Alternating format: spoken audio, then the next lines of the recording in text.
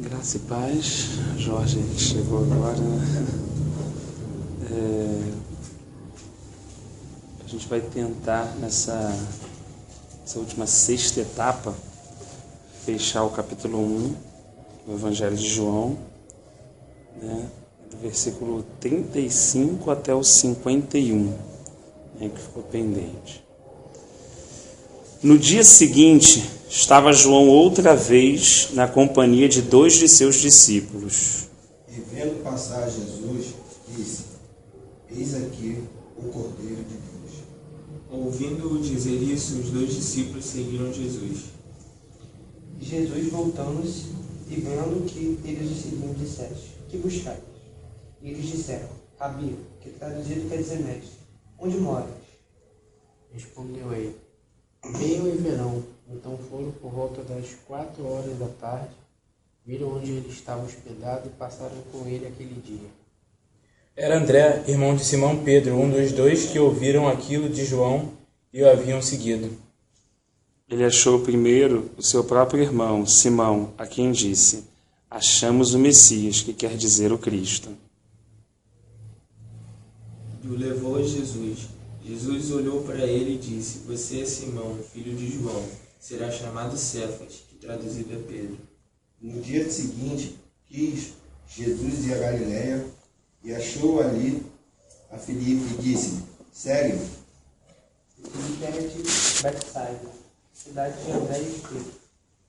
Filipe encontrou Natanael e lhe disse: Achamos aquele sobre quem Moisés escreveu na lei, e a respeito de quem os profetas também escreveram, Jesus de Nazaré, filho de José. Disse-lhe Natanael: Pode vir alguma coisa boa de Nazaré? Disse-lhe Filipe: Vem e vê. Jesus viu Natanael aproximando-se e disse a seu respeito: Eis um verdadeiro israelita em quem não há dolo. Perguntou Natanael: De onde me conheces? Jesus respondeu: Eu o vi quando você ainda estava debaixo da figueira, antes de Filipe o chamar. Natanael respondeu e disse: Rabi, tu és o filho de Deus, tu és o rei de Israel.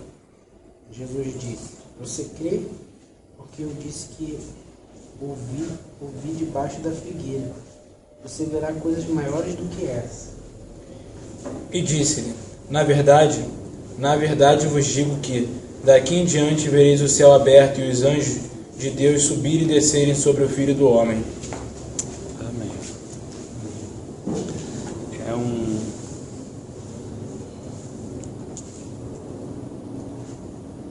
trecho bem inicial, assim, né? Logo que depois o Senhor deixa o batismo, me chamou muita atenção, assim me despertou, né? O versículo 38, né? Eu lembro que a gente conseguiu compartilhar um pouquinho os discípulos de João, que conseguiram identificar quem era o verdadeiro mestre, né? Quem era o Senhor, quem era o verdadeiro Rabi, né? O Cristo. E eles passaram a seguir o Senhor. E o Senhor fez uma pergunta interessante assim para eles, né? O Senhor perguntou assim: o que vocês estão buscando? É uma pergunta curiosa, assim, né? Porque o nosso coração encontra aquilo que busca, né? E, teoricamente, às vezes, as pessoas não estão nem se preocupando muito. Se as pessoas estão seguindo, deve estar bom, né? Porque estão nos seguindo de alguma forma, né? Ou seguindo a pessoas ou lugares, né? Interessante que a primeira pergunta que o Senhor fez foi exatamente isso para eles, assim: o que vocês estão buscando? Né? Estiveram ali talvez um bom período ali acompanhando João Batista, né? Ouvindo a mensagem, ouvindo a palavra, provavelmente, né? Foram batizados por João Batista, o batismo de arrependimento, e agora eles se moveram, né? Estavam em busca de alguma coisa. Isso é uma coisa muito interessante, né? Algumas pessoas, a gente estava até antes de eu compartilhar, comentando aqui, o Vitor estava contando a respeito de uma experiência que eles estão tendo com o evangelismo, né? E aí ele estava até colocando isso, né? Às vezes as pessoas não sabem nem o que estão buscando, né? As pessoas estão tateando na verdade, não conseguem identificar nem a sua real necessidade, né? Então, quando o evangelho é apresentado ali, a pessoa, né, alguns conseguem, não, era isso que eu não sabia que estava buscando e, de fato, é isso que eu quero, né? E Jesus pergunta para aqueles dois, né? E os dois respondem uma coisa interessante, né? Falaram assim: Rabi, o mestre, aonde você mora? Olha que coisa. E outra pergunta interessante também, né? O local que a gente mora, né? Fala um pouco pra gente exatamente daquilo que a gente é, né? De repente a gente está aqui nesse lugar, pode estar em outras atividades, pode estar fazendo muita coisa, mas onde a gente mora é onde a gente realmente o quê? Né? Aquilo que você está mais relaxado, vamos colocar dessa forma, né? O local que mais você tende a ser você mesmo, eu tendo a ser eu mesmo, é em casa, né? Quando você chega assim, você fala assim, estou em casa. Joga a mochila do lado e tal, né? Quem tem filho vai ver o filho, ou vai ver o pai, ou vai ver a mãe. Procura alguma coisa ali para se alimentar, para tomar um banho. Você é você mesmo, né? Acho que talvez essa pergunta dos discípulos também foi uma colocação interessante, né? Assim, eles queriam de fato saber não só aquilo que Jesus estava fazendo, se tinha, né, alguma nova situação, o que queria acontecer, né? Qual vai ser agora o novo grande plano e tudo, né? Que a gente estava aqui com o João, né? Eles, na verdade, estavam tentando realmente, estavam buscando no coração deles encontrar o Messias, o Cristo, né? E a gente percebe aqui no versículo mais embaixo, né? Jesus responde assim, ó: vinde e vede. E foram, pois, e viram onde Jesus moravam, na versão do Paulo diz até mais ou menos no entardecer, né? E ficaram com ele aquele dia, né? Isso é uma coisa interessante, né? Olha só, quando as pessoas estão interessadas em conhecer a Jesus e passar um tempo com ele, né? Não é porque ele não está mais fisicamente agora, né, no ministério terreno, né, mas nos enviou o Consolador, né, e às vezes parece que a gente percebe uma ausência disso, né? Ou seja, indivíduos ou pessoas que queiram estar com Jesus, passar o dia com Ele, né? Então não estamos falando mais só da atividade de exercer alguma coisa para o Senhor, mas de estar com o Senhor, né? De ter aquele momento separado, há um momento onde estavam lá os discípulos com a multidão e todo aquele processo ali, né? E há um momento quando um discípulo fica a sós com o seu mestre, né? Então acho que a gente encontrar esse equilíbrio, paz, né? Encontrar esse equilíbrio, né? Quando nós estamos, né? Seja num culto, num evangelismo, num estudo e tal, estamos num momento onde nós estamos juntos com o Senhor, né? Estamos ali em comunhão, né? E há momentos quando o discípulo está só com o Senhor, quando ele separa o tempo dele para realmente, né, desfrutar e conhecer e saber mais algumas coisas do seu mestre, né, de como de fato ele é. Aqueles discípulos estavam observando isso, né? Interessante, Jesus também não dá nenhuma resposta pronta. Ele fala assim: você quer me conhecer? Você vem e me segue. Uma coisa interessante também, né? Ele não dá assim uma receita de bolo, não dá nada, algo muito pronto, não dá assim, olha, eu sou isso, eu sou aquilo, eu vim isso para fazer não sei o que, para ele não dá uma coisa meio mecanizada, meio corporativa, meio empresarial, meio Consciência exata. Certo. Ele diz, não coloca uma coisa, ele fala assim, vocês querem me conhecer? Me sigam. Vocês só vão me conhecer se vocês passarem um tempo comigo. Isso que Jesus estava falando com eles. Vai ser impossível vocês me conhecerem no meio de uma agitação, no meio... vocês querem conhecer onde eu moro mesmo? Vem comigo. Eles foram lá até onde Jesus estava, embora Jesus mesmo não tivesse casa, mas é onde ele estava repousando. E eles passaram aquele dia junto. O que eles fizeram naquele dia junto? Vamos tentar pensar aqui. O que vocês acham assim que eles fizeram aquele dia, aquele primeiro dia? Assim, a gente não vai cometer nenhum equívoco, não. Só pode pensar assim. Sentaram, conversaram ali, né? Ficaram falando um pouco. Sentaram, conversaram, bateram um tempo, pouco, né? Foi uma coisa simples, Jorge, o que aconteceu? Foi, né? Não, simples foi. Mas... Simples no sentido da simplicidade, que eu quero dizer. Embora seja algo importante, grandioso, mas simples assim, sentaram. O local devia ser simples? Provavelmente, né? Casa era um sobrado assim, normalmente as casas de Israel tudo de um andar, no máximo no segundo fazer alguma atividade assim. Eles sentaram e ficaram como? Conversando. Assim, o despertar, olha que coisa simples. Olha que coisa simples, né? O meio pelo qual Deus se revela a um indivíduo. Quando o indivíduo apenas, né, no seu coração inclina para estar o quê? Com Ele. Então nós podemos, a obra de Deus é uma questão, né? A comunhão na igreja, uma outra questão muito importante, né? E o nosso altar, a questão relacional de comunhão, né? Também um outro viés muito importante. Então, assim, como a gente tem que ter equilíbrio disso, né? Claro que a gente não pode se isolar no individualismo, buscando ser um eremita, só num relacionamento, num local isolado de todos, tentando se relacionar com Deus para se tornar o santo, né?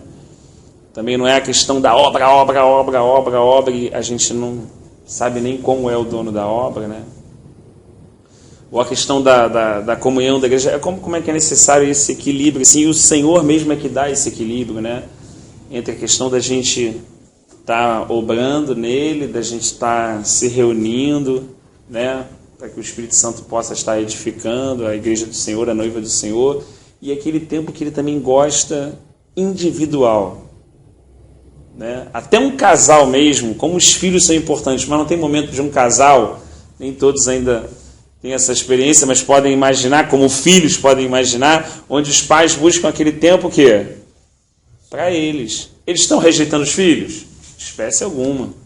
Né? Mas eles buscam aquele tempo para que eles fortaleçam o quê? O relacionamento deles, né? Para que eles possam desfrutar, para que depois até isso vai com certeza retornar o quê? Para os filhos, para a criação, para o relacionamento. Então, esse equilíbrio é muito importante, né? Então, no meio de um cristianismo tão acelerado, com tantos objetivos, com tantas metas de crescimento, né? Com tantos planos estratégicos, com tantas ideias humanas, se esquece de algo que é essencial e que é extremamente simples e que está ao alcance desde o indivíduo menos letrado ao indivíduo mais estudado, que é apenas estar passando tempo com o Mestre. Apenas. Simples, como eles saíram dali, vem ver. Foram, e a Escritura diz, e passaram aquela tarde com eles.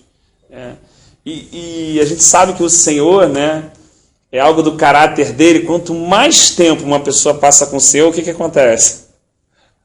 Mais tempo ela quer também passar, né? Parece que é algo atrativo, né? Magnético, né? Quanto mais tempo uma pessoa se lança, mais o coração dela deseja ele não sair, né? Continuar ouvindo, continuar conhecendo, né? Então, assim, para mim é uma mensagem muito importante aqui, no início de um discipulado, no início de um conhecimento do Senhor, onde a gente pensa tantas coisas, onde a gente quer acertar, onde a gente quer descobrir a vontade de Deus para a nossa vida, onde a gente não quer ser ignorante em relação aos dons espirituais, onde a gente quer entender o serviço que Deus colocou na nossa mão, né? Onde a gente quer ver Deus fazendo tantas coisas, e isso tudo é maravilhoso, importante, né? E tem realmente o seu devido lugar, mas que de fato, por causa de todas essas coisas, a gente nunca esqueça de passar tempo com o nosso Mestre.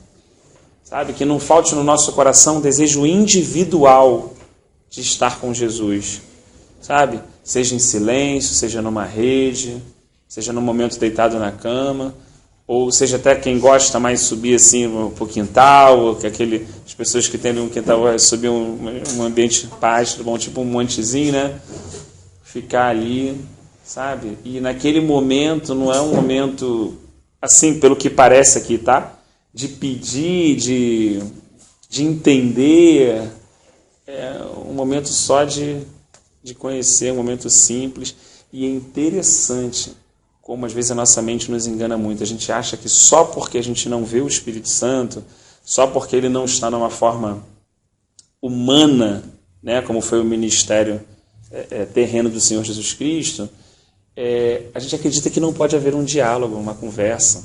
Às vezes a gente fica inquieto, fica 2, 3 minutos, 5, já acha que aquilo, né, já... E como, na verdade, se a gente se dispor a isso, o Senhor vai ministrar o nosso coração, vai falar conosco. Às vezes requer até um tempo de silêncio para a gente... Às vezes Deus está tentando encontrar espaço dentro da gente, no meio de todo mundo de preocupação que cerca a gente, de correria. Então, às vezes a gente fica aqueles minutinhos ali ainda em silêncio, né? E vai passando e você fica ali refletindo, pensando, ora, dê uma palavra e daqui a pouco o Senhor começa a falar. O Senhor começa a falar. Porque onde o Senhor encontra ouvidos que ouçam, o Senhor fala. Né? E como o Senhor está em busca de ouvidos que ouçam, como a gente vai se apresentar a Ele com ouvidos que ouçam e Ele não falar? Claro, Ele vai falar. Né? A nossa forma de se chegar, eu digo por mim, irmãos, a nossa mente às vezes é complexa, a nossa mente às vezes pensa muita coisa, coloca muita coisa, e quando a gente começa a ler o Evangelho, a gente vê uma simplicidade. O que vocês querem? Não, a gente quer saber onde é que o senhor está. Ah, vem ver. Então passou uma tarde, eles começaram a ter uma comunhão, ouvindo o Senhor. Era um início, mas assim, né? De repente comeram alguma coisa, tá com fome? Não sei o que, vamos comer. Não, vamos ver aqui se irmão tem coisa. Gente, deve ter sido uma coisa, eu fico assim, deve ser uma coisa tão simples, mas tão maravilhosa. Porque assim, eles estavam próximos de tudo aquilo, de toda a pessoa que eles estavam buscando, eles não tinham ideia de quem era o Senhor. Porque é como o Senhor estava se revelando ainda muito pouco. Eu fico imaginando, a gente veio e estava conversando no carro, né? Igual quando uma pessoa inicia a caminhada cristã, e ela não tem ideia de quem é o Senhor, assim, ela está saindo do processo de libertação, correndo de Faraó, né? Assim, muito desesperada, está ouvindo o Evangelho, está vendo as circunstâncias na vida e, de alguma forma, tentando encontrar paz, tentando encontrar sentido, mas ela não sabe, né? Mas como o Senhor coloca, e a Escritura deixa assim, claro, de que há uma boa parte que nós podemos escolher, nem todos escolhem. Lembra quando Maria estava quedada aos pés do Senhor e Marta servindo ao Senhor de um lado para outro agitado, né? E aí Marta inquieta porque viu Maria sentada, né? Assim, Senhor, o Senhor não está incomodado com ela? Porque a gente está aqui, né, tentando providenciar todas as coisas aqui para as pessoas que estão chegando e tal, né, servindo o Senhor. E Jesus fala assim, Marta, Marta, né, o seu coração está por demasiado inquieto. Uma coisa é necessária. Né? Maria encontrou a melhor parte e dela não será tirada. É claro que, num aspecto mais geral, o Senhor deixa claro que o que o Senhor quer ver é a Maria dentro de nós e no nosso exterior a Marta. O nosso interior sempre quedado aos pés do Senhor, embora há sempre algo para servir ao Senhor. Né? É um equilíbrio. Né? Naquele momento era um momento pontual, era um fato que estava acontecendo, né? Mas a gente percebe depois o Senhor chamando e encaminhando no momento correto e colocando eles dentro do serviço do Senhor. Então, por dentro, a metáfora, a figura da vida de Maria, da pessoa em silêncio, porque correndo para lá e para cá, pregando de manhã, pregando de tarde, pegando aquilo ali, correndo, fazendo não sei o quê, não há tempo para escutar o Senhor. Indo na conferência A, na B, na C, buscando, Deus vai mover ali, cercando, não há tempo de ouvir o Senhor. O tempo passa. E, na verdade, conhecemos menos o Senhor, embora estejamos muito envolvidos muitas obras e compromissos. Então, há necessidade realmente de encontrar esse equilíbrio em Cristo. Mais uma vez, não tem uma fórmula, né? Depende dessa própria relação que cada filho tem com ele mesmo, né? E assim, a gente vê por diversas vezes essa agitação dos discípulos, a preocupação dos discípulos, o Senhor o tempo todo pontuando, e ele mesmo fazia esse exemplo, né? Estava ali, mas depois ele se retirava, ia lá e o pessoal vê que ele ficava sozinho lá e ele ficava conversando com o pai. Aí ele passava, olha só, ele mesmo como filho, né, tinha todo o seu momento, e estava ali o tempo todo com os discípulos, falando, olha, calma, não é assim, é assado, olha, tá, vocês têm pouca fé nessa questão, ó, vai lá, entrega o pão, o peixe, tudo, ó, multiplico agora a carta e tudo. Então havia toda uma instrução, toda uma capacitação, né, todo um discipulado, né? Existia a obra em Jerusalém, que era duríssima, pela resistência do coração duro que Jerusalém impôs, através da sua elite religiosa, né? Através dos religiosos da época. Então existia um embate espiritual muito forte, né? Existia uma guerra espiritual muito forte durante o dia, existia o discipulado do Senhor ao longo do dia também, ele mostrando tudo aquilo que ele ia vivendo, deixando claro, olha, eu não falo nada que eu não ouço meu pai falar, eu não faço nada que eu não vejo meu pai fazer, e entregando aos discípulos não só o fazer, mas o fruto do fazer como uma comunhão com o pai e com o filho. Isso João depois na sua carta começa a deixar claro, ou seja, é como uma réplica, é como nós pudéssemos falar agora, eu só falo aquilo que eu ouço Jesus falar e eu só faço aquilo que eu vejo o Senhor fazer, né, por meio do Espírito Santo. Né? Então assim, é como a gente realmente voltasse para tentar entender quem é a pedra fundamental, quem é a pedra de esquina, quem é o alicerce, quem é o rochedo da salvação, né, sobre quem foi edificada a igreja, né? Então assim, voltar nos princípios básicos, nos conceitos básicos, né? Assim, ainda que muitas vezes no rudimento da fé, lembrando da mensagem de Cristo e este crucificado e nada mais além disso, abrindo mão da palha e edificando com pedras preciosas e com ouro. Então fazendo uma reflexão bem interior de que é claro que na verdade a gente acha que essas coisas levam à inatividade. Muitas vezes a pessoa fala assim, não, isso aí é parado, mas ela não entendeu ainda que quando a vida de Cristo começa a brotar dentro dela, a obra vai vir por causa da vida que está fluindo de dentro dela, e não a obra em si como um corpo vazio sem espírito, né? Como alguma coisa que precisa fazer para acalmar minha consciência, precisa fazer para eu negociar com Deus na minha oração, preciso fazer para poder ficar um pouco melhor com a minha questão da consciência dos meus irmãos, de como eles estão me vendo, sabe? Então assim, todas essas questões são palhas que precisam ser queimadas. A questão da imagem, da aparência, o Senhor vai nos tratando, vai trabalhando conosco, a fim de que a gente abra mão dessas coisas para descobrir que o importante é estar nele e permanecer nele, como diz o nosso amado irmão Altivir, né? Permanecer em Cristo. Fruto dessa permanência, sim, virá aquilo que há de fazer, essas boas obras que ele já preparou para a gente antes da fundação do mundo. Ele reforça aí isso com os discípulos, dizendo, eu sou a videira verdadeira, vós sois os galhos, né? Vocês sem mim nada podeis fazer, mas não é em mim só para receber uma unção no momento para operar alguma coisa assim como que fosse uma ligação, não. É em mim no sentido mais completo da palavra, no sentido total da palavra, né? E às vezes eu me sinto às vezes reprovado demais e constrangido, porque quando vem a gente é pego de surpresa, né? E isso é impressionante. Hoje eu recebi uma notícia assim que, cara, eu fiquei sem ar na hora, eu fiquei sem ar, eu levantei 2 vezes assim para tentar ver, eu falei assim, o que eu vou fazer?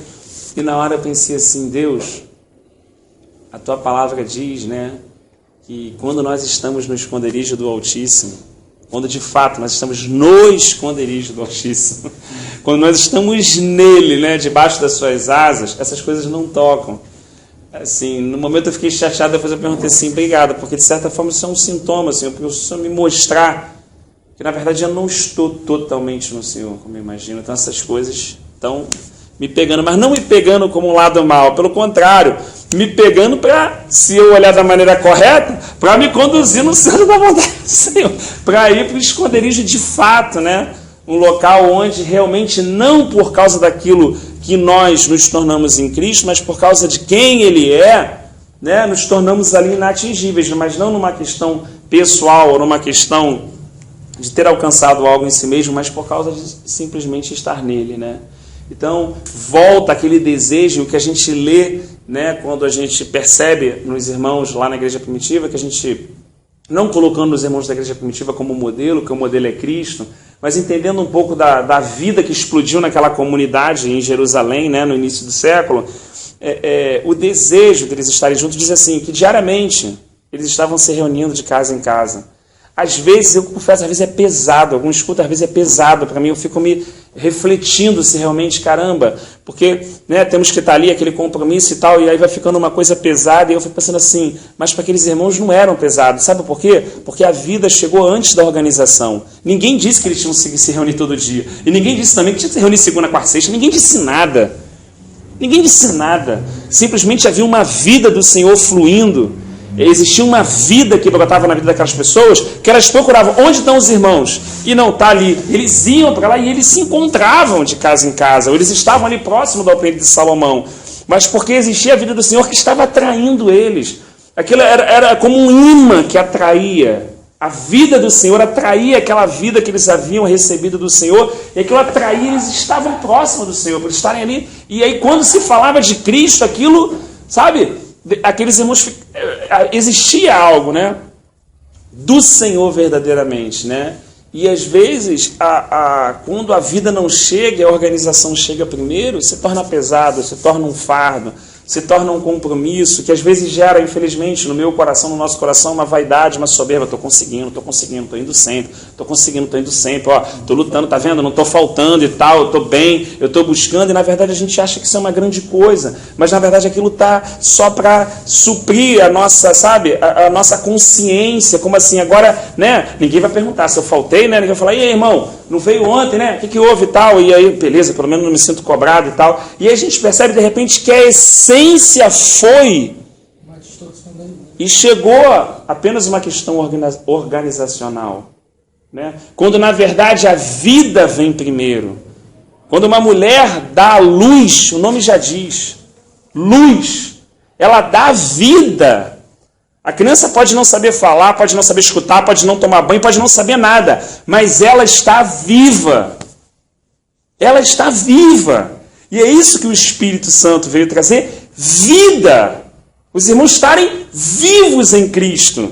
Agora, se a gente se reúne assim, como é que a gente faz? E aí, irmão, como é que é? Não sei, está acontecendo aqui agora. Nem sabia, não tinha as cartas paulinas escritas. Não existia a questão da orientação dos dons. Não existia a questão do diaconato, do presbitério, do governo local. Eram coisas que ainda o Senhor estava colocando sobre algumas colunas ali, né? Queriam repartir isso com os irmãos. Mas a gente repara que mesmo com os conflitos das viúvas gregas e hebreias, com os problemas que aconteceu, né? Da mentira de Ananias e Safiras, com situações que permeiam ali, mas existia uma vida e um temor no coração de todos. E olha que coisa interessante, irmão, nem se falava de dízimo. Não se falava. Pelo contrário, acho que se a pessoa pegasse dízimo, ela ia passar vergonha. Porque os irmãos falaram assim, eles consideravam que nada deles era Deus, então eles viam uma necessidade, eles ajudavam, eles traziam, Pedro, João está aqui, precisar de alguma coisa, o próprio Barnabé fez isso, né? Precisar de alguma coisa, tiver alguma necessidade aí. Era natural, era da vida, os irmãos sabiam que existia uma necessidade, precisava se suprir, e o Espírito gerava aquilo neles. Então, assim, não existia a pontuação de certas doutrinas, porque acima da própria doutrina estava a vida do Senhor. Quando a doutrina de Cristo e dos apóstolos ela era pregada, era para que eles conhecessem mais a pessoa de Cristo, que eles estivessem mais enraizados no amor de Cristo, que eles pudessem estar plenamente ligados na videira verdadeira. E aí o ensino, na verdade, era um ensino permeado de vida, que fazia com que a vida deles expressasse a vida do Senhor. Não um ensino cartesiano, não um ensino meramente teológico no sentido institucional ou formativo. Não. mas o ensino que movia aquelas pessoas a saírem da terra e a estarem sentados nos lugares celestiais em Cristo Jesus. Então, quando viu o ensino, irmãos, agora que vocês morreram e tal, o irmão fala, aí, é isso aí que a gente está vivendo agora aí. Deus mostrou, era isso que ele falou naquela situação da minha vida. O ensino vinha e só consolidava na compreensão da razão e da fé naquilo que eles estavam vivendo. Imagine os gentios, como Paulo diz, que estabeleciam a lei sem ter a lei, porque não tinham recebido. Então mostravam o quê? Que a lei estava escrita nos seus próprios corações. E quem havia escrito a lei nos corações dos gentios? O Espírito Santo. Olha que coisa linda. Então eles eram movidos ali como o vento, né? E é claro que a gente entende assim, que a dispensação da palavra, o ministério da palavra, nós não estamos ignorando esse fato de forma nenhuma. Pedro, Tiago e João, né, estavam ali incessantemente, diz um texto muito bonito, logo no 2 ou 3 de Atos, que diz assim, porque eles não se cansavam e não se fatigavam de ensinar a respeito de Jesus Cristo. Então não ensinavam outras coisas, ensinavam Cristo, eles falavam do Senhor, entendeu? O irmão fala assim, cara, eu estou numa pindaíba aqui. Ele falou assim, falou o seguinte, quando eu andei com Jesus era assim, ó. Eu cheguei para ele e ele me falou isso, porque ele era assim. Então olha só, irmão, estou te falando assim o que o Senhor falou. Então, meu irmão, tinha que decidir se ele ia continuar aquela vida preocupada com a questão, sei lá, de um dinheiro, de um problema, ou seria, né, a coisa vinha e confrontava, a espada cortava muito. Já não tinha como se esconder, não tinha como botar umas motivações ocultas. Elas apareciam, até quando Ananias e Safira falou assim, pô, beleza, eu vou vender esse terreno aqui, eu vou meter lá igual a todo mundo, né? Para dizer que, pô, eu vendi lá e tô dando uma moral legal, né? Olha que coisa interessante. O que Pedro falou? Muitas pessoas interpretam esse texto errado, né? Equivocado, acha assim, não, porque ele não deu dízimo, não fez isso, não fez isso. É porque sempre a mentalidade é sempre para fortalecer o dízimo, porque para manter, irmãos, eu estou falando isso com equilíbrio. É claro que é super importante a gente ter a consciência da necessidade local.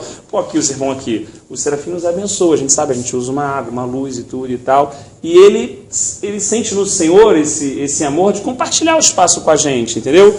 Mas, por exemplo, a gente fosse utilizar às vezes mais o espaço, pô, Serafim, está precisando de alguma coisa, quer deixar uma luz com a gente, uma água, é natural.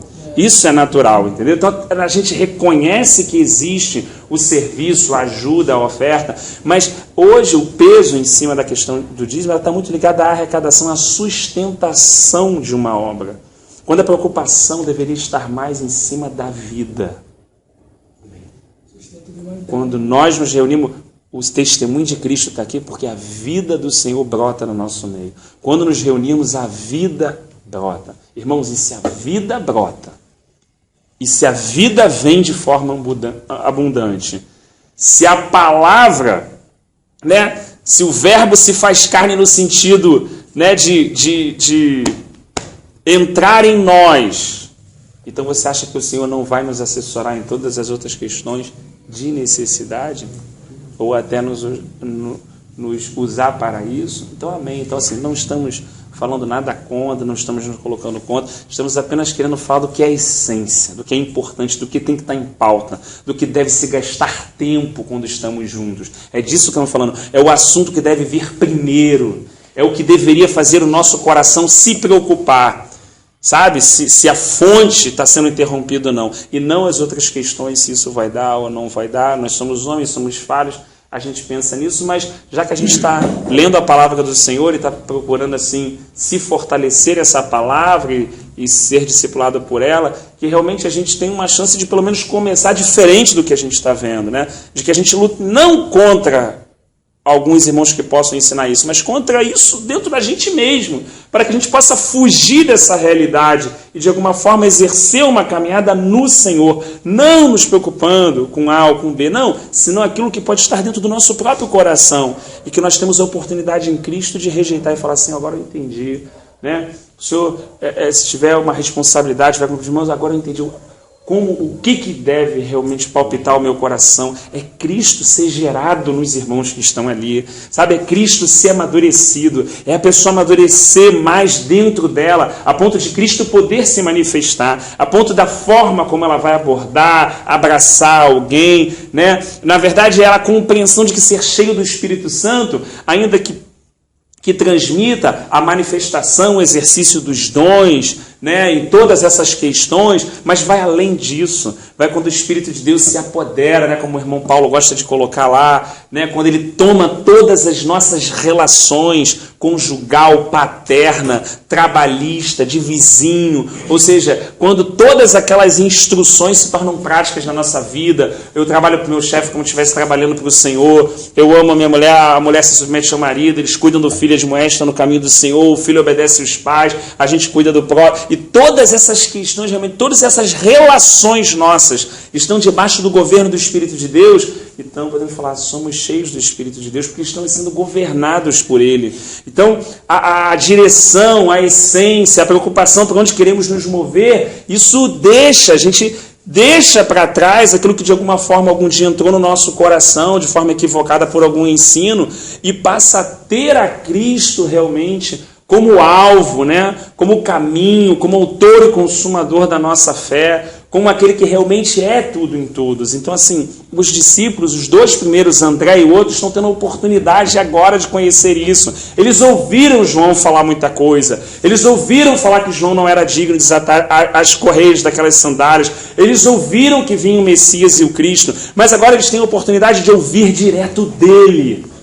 De não ouvir através de um outro homem, de não ouvir através de um outro alguém, mas agora eles podem estar na casa onde Jesus está e ouvir as palavras dele, e passar uma tarde com ele. O que impede qualquer ser humano de passar uma tarde com Jesus Cristo de Nazaré? Nada.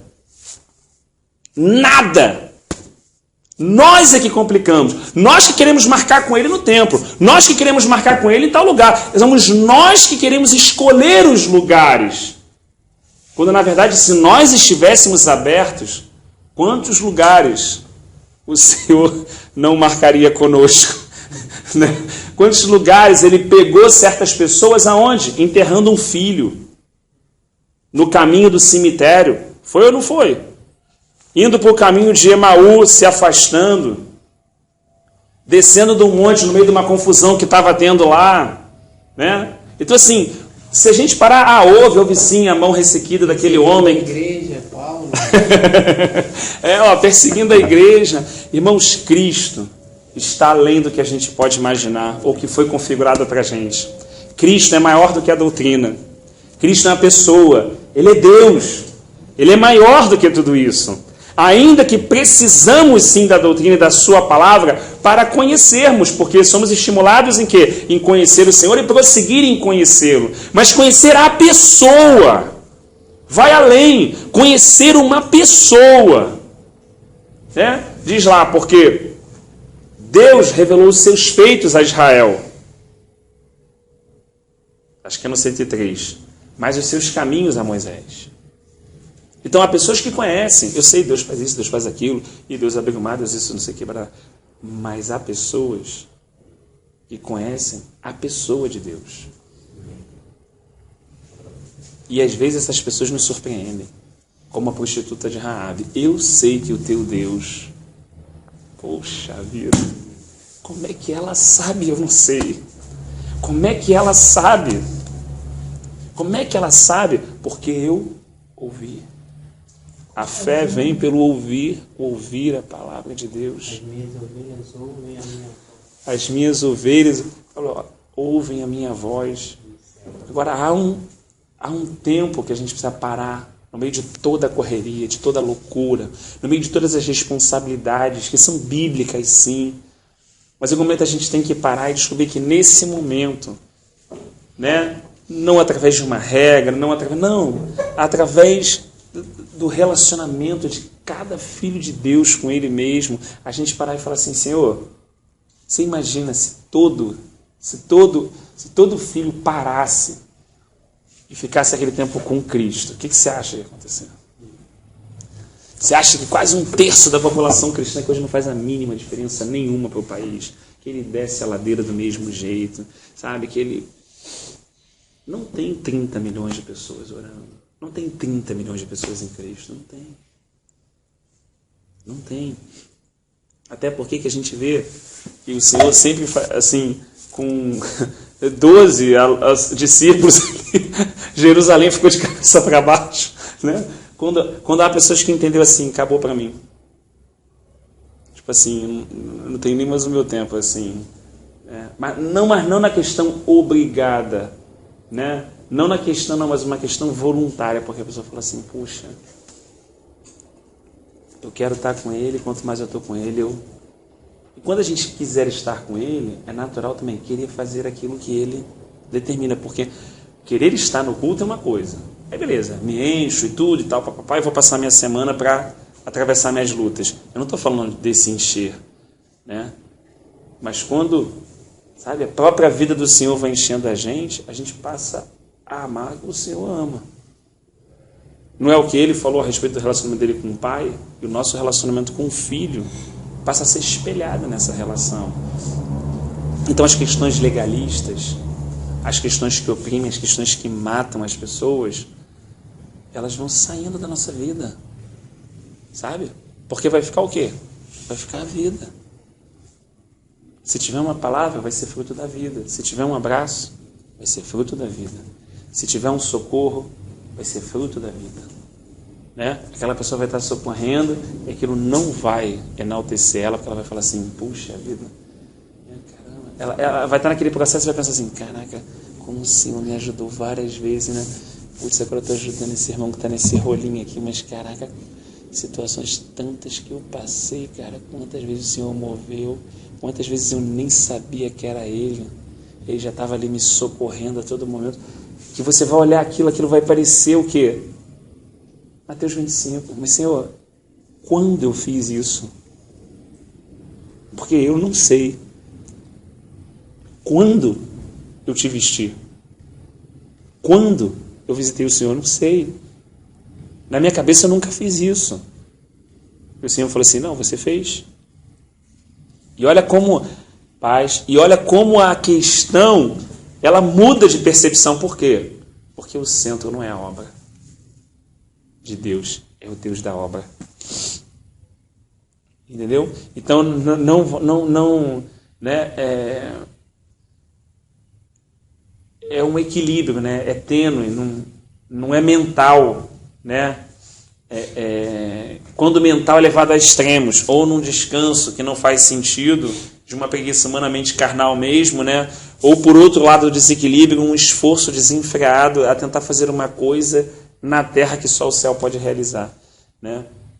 É quando realmente uma pessoa está na terra, mas está ao mesmo tempo se movendo no céu, né? Então, existe o descanso interior, como a gente falou de Maria, e existe o servir de Marta, né? Então, assim, ele achou o próprio irmão, Simão, a quem disse, achamos o Messias. Eles acharam. Olha que coisa interessante. Eles acharam. Aí vem a reflexão para mim. O que eu achei? O que eu estava buscando? Porque o povo, quando saiu do Egito, não achou Deus. Por esse mesmo versículo que eu citei. Moisés encontrou. O povo em si, não. Né? Então, assim, o que todos nós juntos, né, o que nós estamos ensinando a outros a acharem? O que nós estamos estimulando aos outros buscarem? Às vezes até inconscientemente, até, né, assim, no dia a dia, nosso trabalho e tal, o que é mais fácil passar para alguém, né? É uma coisa pronta, né? Ou transbordar um pouco de vida, né? O que faz a gente parar? A coisa pronta está pronta, né? Assim, McDonald's, você botou o sanduíche e vai. Entendeu? Não que haja problema, porque nós não estamos presos a letras, é o que se diz e ao fazer. Nós estamos presos à essência disso que a gente está conversando. Então não há nenhum problema, irmão, falar assim, Jesus salva, cura e liberta. Não há nenhum problema, porque ele pode falar aquilo com vida. Nós não estamos falando das frases, do dizer, do método. A gente está falando da questão da essência. Né? Então, às vezes, é mais fácil entregar uma coisa pronta do que parar para ouvir alguém e deixar transbordar a vida. No dia a dia, né, da nossa correria. Né? Como se tem aquele exemplo do... Acho que vale a pena citar de novo, que tinha alguns irmãos que estavam aqui, que domingo a gente orando naquele afã todo no final da tarde, a gente, Deus, queremos fazer a tua obra, nos envia e tal, aquela oração assim fervorosa, né, de alguém que está tentando dizer para Deus que quer fazer alguma coisa, né? Está mais preocupado em dizer para Deus o que quer fazer do que com o próprio Deus, né? E tal, não sei o que, barará, os irmãos, olha, vamos marcar, semana que vem tem os hospitais para a gente viajar. E bênção, né? E devemos fazer isso, mas devemos entender, assim, essa questão da vida primeiro, né? Quando chegou segunda-feira e tal, trabalhava na construção civil, tinha vários orçamentos para pegar aquele dia ali, eu fui num orçamentinho que era numa ONG, que era próximo de uma comunidade, fui lá e tal, olha, cara, fica mais ou menos em tanto e tal, não sei o que, você pensa aí com o seu sócio, qualquer coisa você vê e me diz e tal. O cara falou assim, pô, cara, tô passando mal hoje pra caramba. Aí eu deixei ele falar, foi ser educado, né? Falei assim, então, você entendeu direitinho, tá tudo claro e tal, não sei o que, qualquer dúvida você liga lá pra empresa que a gente fecha, né? Aí ele... Assim, pô, rapaz, já há vários meses assim. Assim, e eu falando assim, caraca, eu tô todo enrolado hoje, o maluco não para de falar, parceiro, cara. Daqui a pouco eu vou tomar uma bronca do meu chefe e tal, eu querendo cair dentro quem deve visitar outra pessoa e tal, né? Não sei o que, eu falei, não, tá, melhoras aí, tudo, não sei o que, vai lá.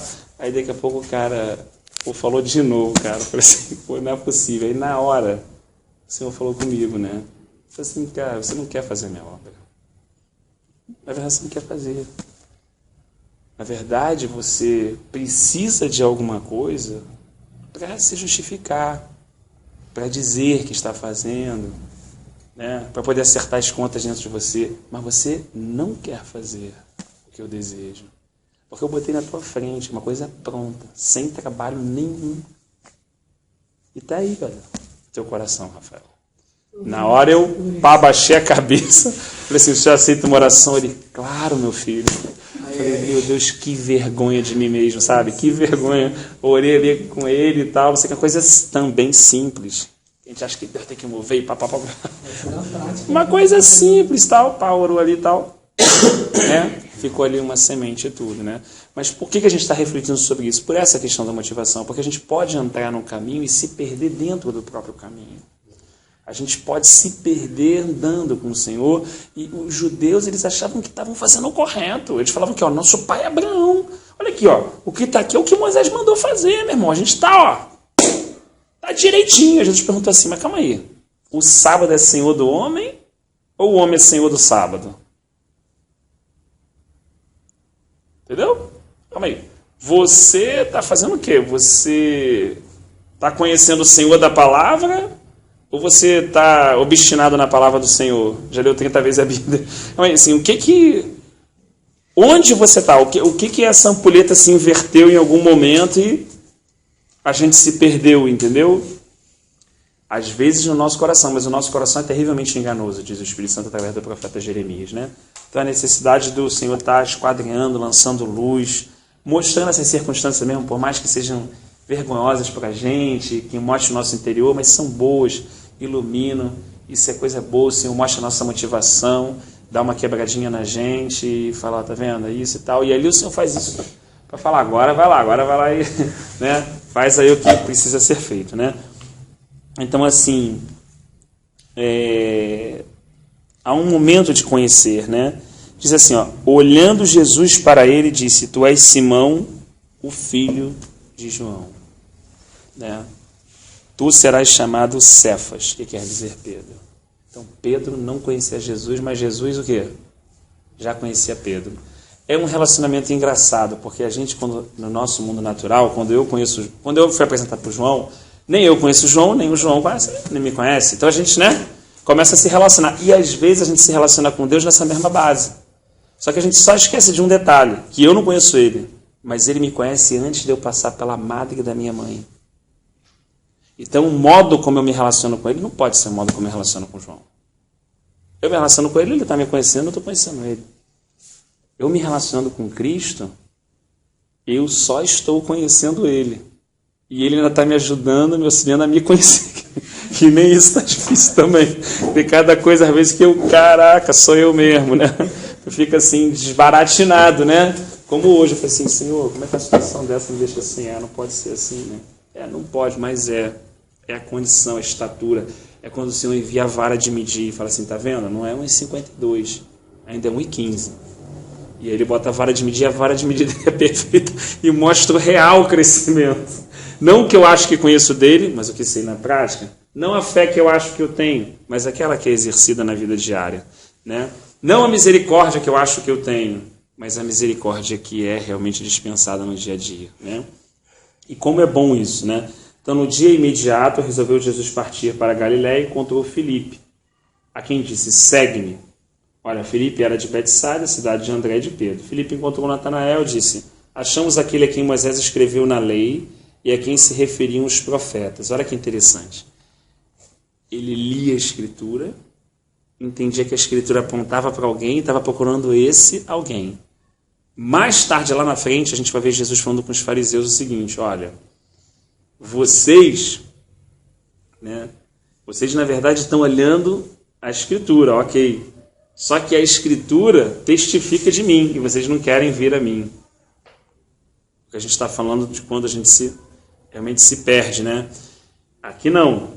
Aqui ele leu, ele buscava, ele estava guardando isso, estava esse vazio que precisava, de fato, entrar, né?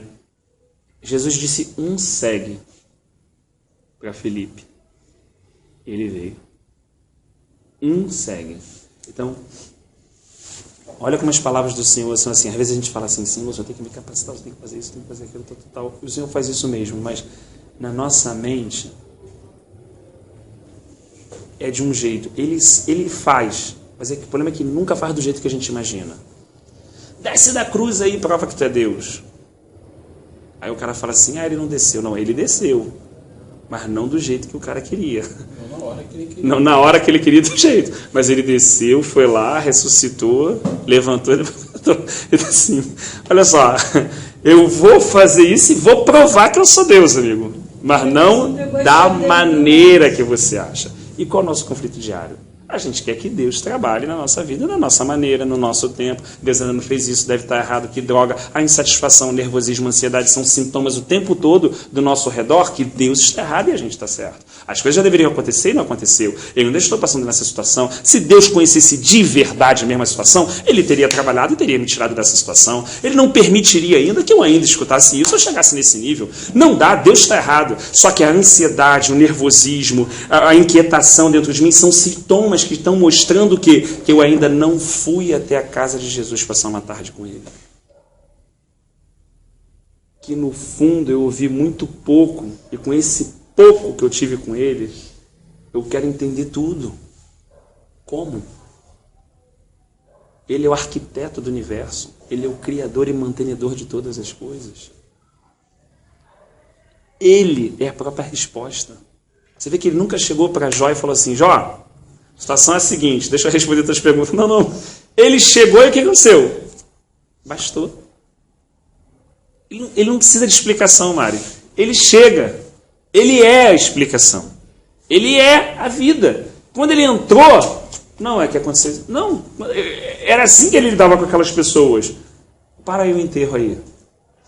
O que está acontecendo aí? Não, meu filho, arrimo de família. Ou seja, era o sustento daquela mãe. Ela não tinha idade mais para trabalhar. Ela estava perdendo o filho, estava perdendo tudo aquele dia. Sustento, tudo, estava perdendo tudo. Você imagina como é que estava a cabeça dela. O mundo, o que aconteceu? Para aquela pessoa, o mundo aconteceu o quê? Acabou. Jesus chega para ela e fala assim, para de chorar. Não faz sentido isso. Era mais ele falou o seguinte, aguenta um pouquinho rapidinho. Levanta. Aí ele levanta, tá vendo? Agora vai lá, agora tu para de chorar. Isso para mim faz mais sentido. Pô, tu resolve o problema, Depois o sujeito para de chorar, pô, tem todo sentido para mim, Rafael. Para ele não tem sentido nenhum fazer isso. Pois ele vai assim, ó, para de chorar. Pelo que eu estou te falando. Ele vai gerar mais questionamento. Pelo que eu sou. Eu cheguei. Para. Eu cheguei. Estou aqui. Pode parar. Não precisa ficar assim. Não precisa ficar se debatendo. Mas o motivo da paz profunda, o motivo da verdadeira consolação e alegria é Ele. Ele falou, agora ressuscita. A mulher que levantou no meio do funeral. Tu imagina a mãe olhando isso. Agora tu imagina a conta daquela mulher fechando na cabeça. Quem é esse homem que ressuscitou o meu filho que estava morto? Se o foco, existem dois viés, se o foco for o filho, vai ser uma grande alegria, um grande culto de ação de graças, sabe, um grande mover de Deus, e amém. E talvez uma salvação naquela família.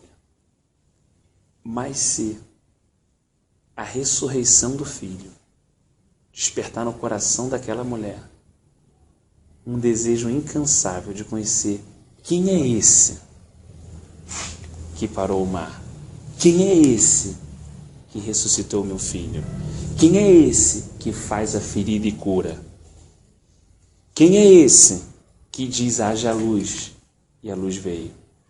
E num processo de conhecer ele, como todos aqueles servos, como Ana, como a galera toda que foi deixando e olhando para a posição certa e falando assim, meu Deus, quem é esse? Quem é esse? O que brotava no coração dessas pessoas?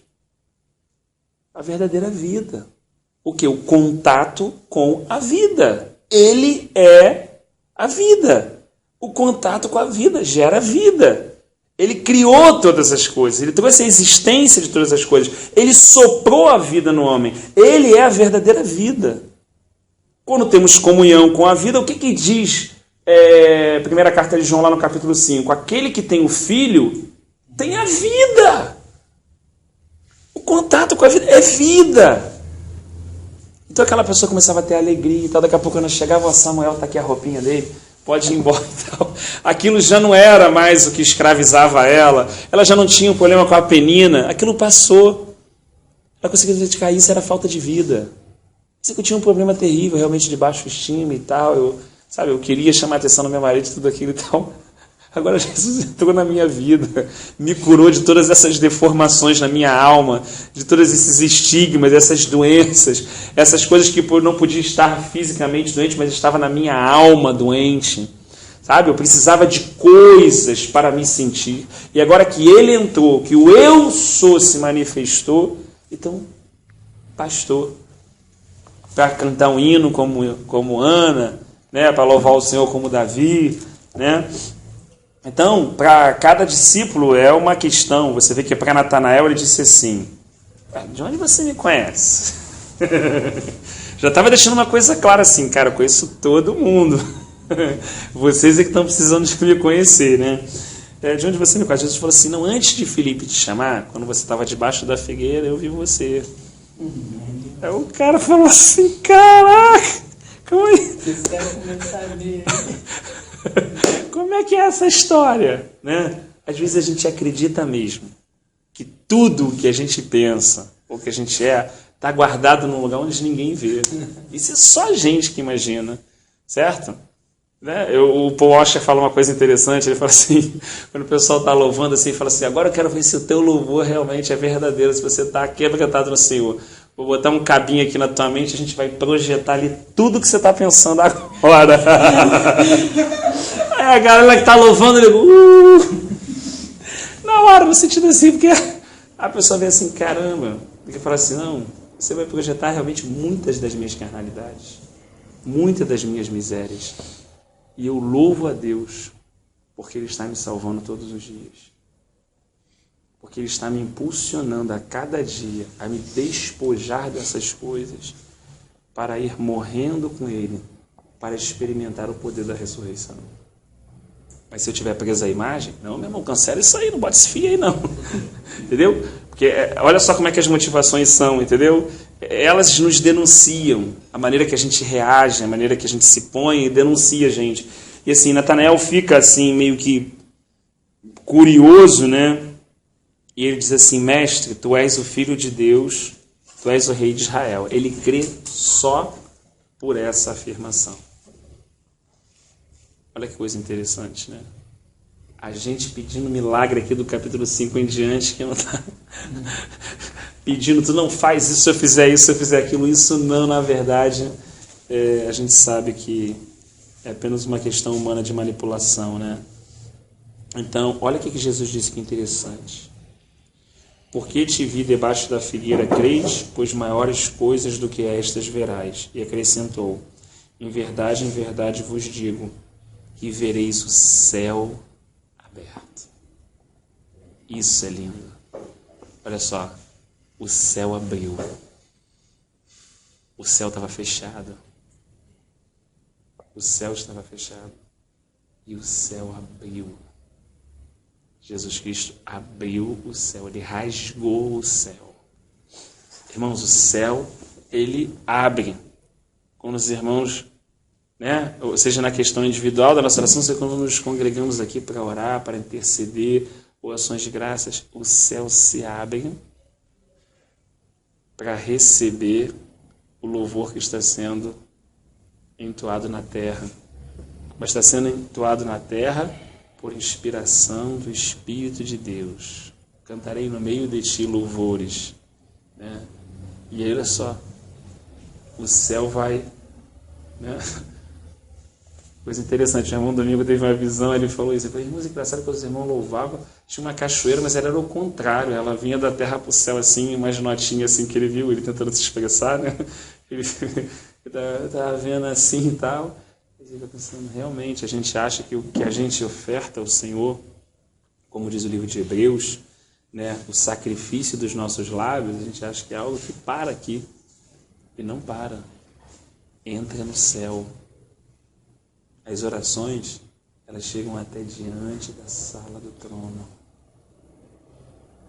Por causa da obra que Jesus Cristo fez naquela cruz. Pelo fato dele ter, não por causa do tamanho da minha fé, não por causa das palavras que eu articulo, mas por causa da obra do Filho do Homem. Por isso que a nossa oração é em cima de quem Jesus Cristo é e em cima do que ele fez. Aí nós oramos. E aí o que acontece? Ele responde e o Pai é glorificado no Filho. Não porque a nossa oração é poderosa. Minha irmã falou assim, não, faz uma oração agora poderosa aí. Então eu não quero oração que não é poderosa. Se tem oração especial, não quero a outra. Irmão, só quero essa, porque como assim? Não, agora faz uma oração aí tremenda. Não tem a oração tremenda. Tremendo é o Deus que ouve a oração. Poderoso é o Deus que ouve a oração, não a oração. A oração é apenas uma oração. E o sentimento do coração, né? É mais importante. A motivação, né? Como chama? A motivação interior de você estar orando em cima de quem Jesus é e da obra dele. Então você vai orar em cima da vontade dele, né? E aí vai se cumprir, né? E a gente vai perceber o céu aberto. Então, olha que coisa importante. Então, quando tiver 2 ou 3 pessoas, todo aquele afã, às vezes, que a gente tem de tentar convencer uma pessoa a aceitar a Cristo, às vezes com o céu aberto e com a presença de Deus movendo no meio dos irmãos, diz isso, Paulo diz isso em Coríntios, aquela pessoa que está ali ímpia fala assim, não, tem alguma coisa nesse lugar. Fala assim, não, Deus está verdadeiramente nesse lugar. Então olha que coisa interessante, né? Como é que às vezes, né, a gente quer trabalhar e caminhando na frente de Deus e Deus fala assim, não, vai, deixa eu ir na frente e você vai indo por trás e Deus vai fazendo, né?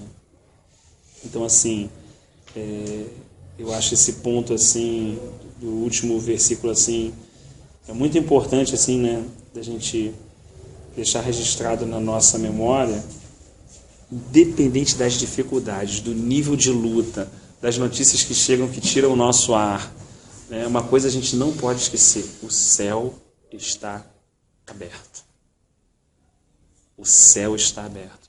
Foi feito um novo e vivo caminho.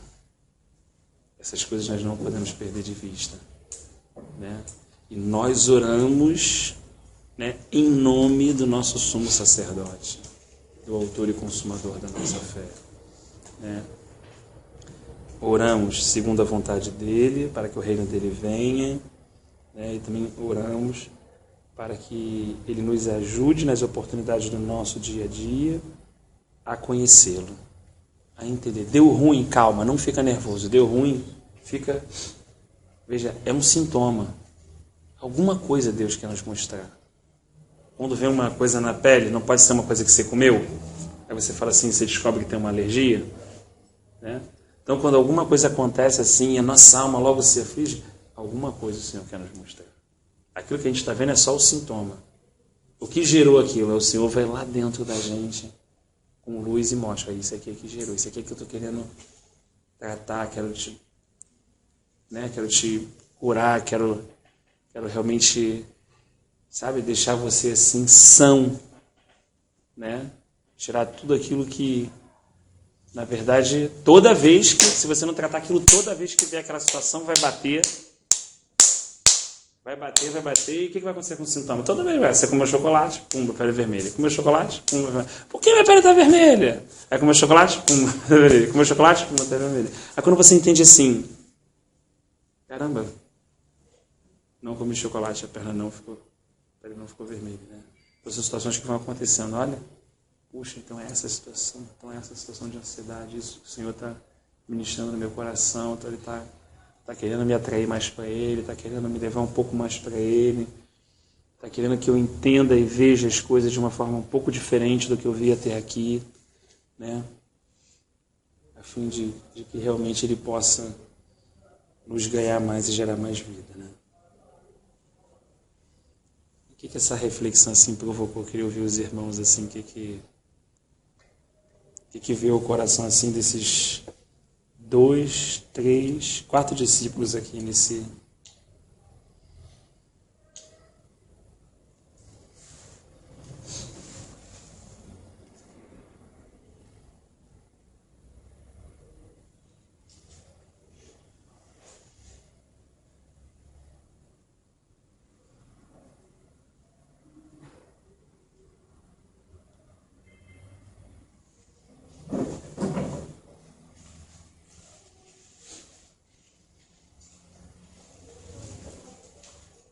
Achei interessante essa.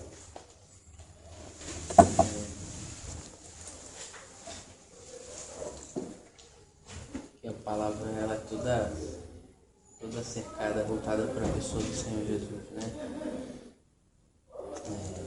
Você for ver um texto que fala ali que Filipe falou que os profetas, Moisés e os profetas falaram, é a mesma referência que se usa lá em Mateus 17, no Monte da Transfiguração, né? Quem transfigura é Moisés, Elias, representando Moisés, os profetas, né?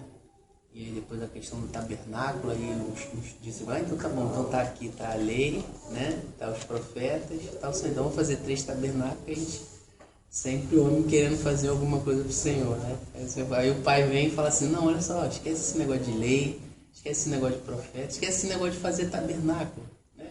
Fazer uma casa para mim, esquece tudo isso aí.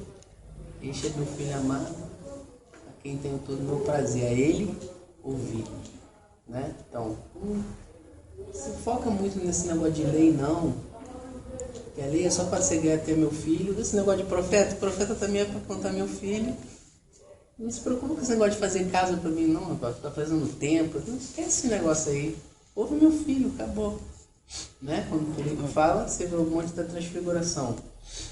É interessante quando Jesus fala ali em esse último versículo, que a gente lembra de Jacó. Quando Jacó via aquela escada, aquele sonho que ele teve, ele viu anjos subindo e descendo. E essa escada fala da pessoa de Cristo, que é o próprio Cristo, né?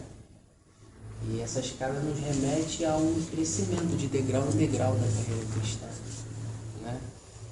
Para a gente perceber, sabe, irmãos, como a essência do Evangelho, que o Rafa está falando aqui, é conhecer e prosseguir em conhecer o Senhor. O Evangelho é tão simples, né? Essa simplicidade que o Senhor Jesus caminhou com os discípulos ali, né? Esses poucos passos foi dentro dessa simplicidade mesmo, não teve, porque o Senhor não podia abrir muita coisa para eles, eles nem tinham conhecimento de quem era o próprio Senhor. Então devia ser uma conversa, era mais presencial, e a transmissão de uma segurança da vida do que propriamente muita teologia ou muita teoria.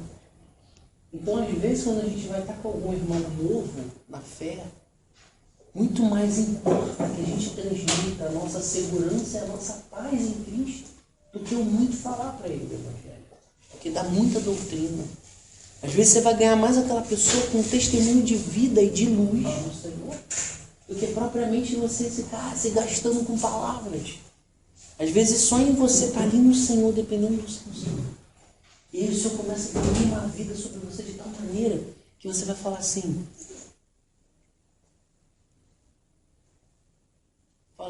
paz. E aquilo ali vai tocar nele profundamente, aquilo ali vai destruir e vai haver uma grande libertação na vida daquela pessoa. Sabe? Conheço um irmão com um testemunho de que ele só falou uma simples palavra para a pessoa e ele ganhou a vida daquela pessoa. Não falou mais nada, ele só falou aquilo. E a pessoa se derramou de chorar. Então, esse caminhar com o Senhor e com os discípulos, eles só tiveram essa bomba de revelação porque eles perceberam essa segurança, essa paz. Não foi pelo que muito o Senhor falou, não. Foi por causa da própria presença da pessoa. E é isso, sabe, para nós nesses dias é de suma importância. Sabe, irmão, dedicar a nossa vida e o nosso tempo à pessoa do Senhor. Esse irmão, olha, Paulo fala aos Coríntios, não vos pude falar como espirituais, tendo que voltar ao rendimento da fé. E hoje, muitas das vezes, se você fala de rendimento da fé para a pessoa que está 20 anos no Evangelho, ela vai falar assim, não, mas isso eu já sei de letra, isso eu sei de código, tudo. Ele sabe espiritualmente. Mas como é a revelação da fé, irmãos, muito triste isso. Porque você falar dos rudimentos da fé, irmãos, quando você começa a destrinchar os rudimentos da fé, é algo do nosso coração se despedaçar pela pessoa do Senhor. Quando você começa a falar do caráter da pessoa de Cristo, como Ele é, o seu caráter, a sua pessoa, a sua essência, o mínimo que Ele deixou para nós de traço da sua pessoa, você se desmancha. Como você ficar de pé? Sabe? Compartilhávamos com os irmãos novinhos assim, e à medida a gente compartilhou duas características do Senhor, duas características do caráter do Senhor. E ficamos ali 3 dias, conseguimos tocar em 2. E foi assim o Senhor. E os irmãos foram enriquecendo, foram chorando, aquele choro, aquela coisa, por causa da pessoa de Cristo. Irmãos, a pessoa de Cristo é algo muito rico. Quando Ele decide se dispensar pela sua graça e pela sua misericórdia, irmãos, há um deleite, há um desfrute, sabe? Então eu não ando muito falar, é um pouco. E a gente vai saber que assim é o caráter do Evangelho de Cristo, sabe? Não é? Então, isso é muito importante para os nossos dias que a gente vive hoje, sabe? De depender da pessoa do Senhor. É quase que uma volta à essência, sabe? Quase que uma volta à essência. Me parece que, não quero ser muito dogmático, mas me parece que antes, no início, eles estavam na essência, né? Como você estava falando, eles viviam debaixo dessa vida, sem muita organização, mas debaixo dessa vida. Então houve esse trabalho do Senhor e do Espírito durante esses 2000 anos. Isso é uma analogia que a gente faz, não querendo ser dogmático. E aí o Senhor precisa permitir todo esse descontexto com a igreja, para que agora a gente volte à essência, não por causa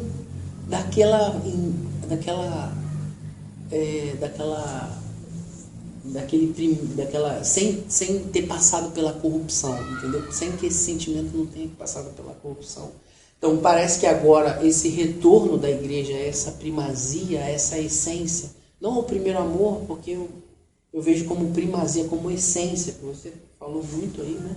Essa essência do amor, mas agora no sentido já de ter passado por todo um contexto histórico da igreja, né? De ter passado por toda essa contaminação, tudo isso. Então agora ela retorna, né? Eu creio que assim vai ser a volta do Senhor, né? Porque se você for ler Mateus 25 sobre a parábola das 10 virgens, fala muito disso, fala muito dessa questão do azeite. Então eu vejo assim, eu vejo que é o último momento da igreja, sabe, irmãos? É voltando a essa essência, sabe? É esse status aí. Mas agora não só por causa daquela necessidade, porque por causa daquela pureza, sem ter passado pela contaminação, agora ter experimentado toda essa turbulência, agora indo porque viu o estrago que foi, que se não for, não tem, entendeu? Entendeu?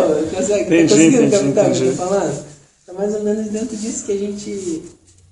E o Senhor, o mesmo Espírito que está gerando isso no nosso coração, irmão. Porque são muitos irmãos hoje buscando, sabe? E você vai de ponta a ponta e você vê a necessidade, sabe?